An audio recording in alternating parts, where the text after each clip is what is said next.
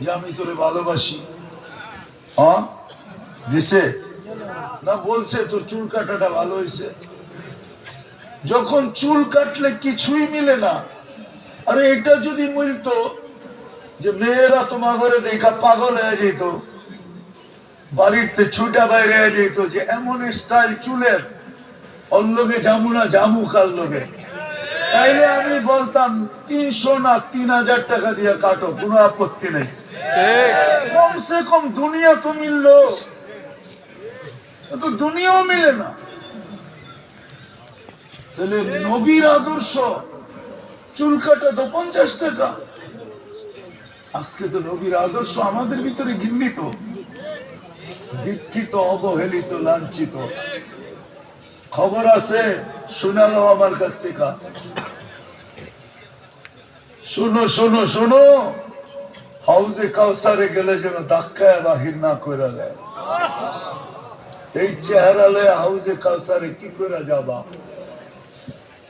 হাউজে কাউসার প্রথম যাইতে হবে, প্রথম।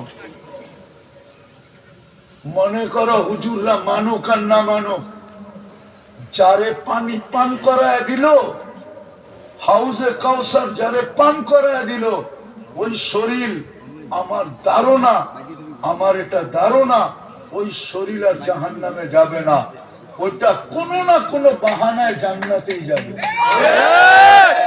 কেননা পেটে পানি গেছে কার? হাউজে হাউজে হাউজে ওইটা আবার জাহান্নামে যায় কেমনে? কোনো না কোনো বাহানায় জান্নাতে যাবে। আর যদি পান না করতে পারলাম তাহলে খবর আছে।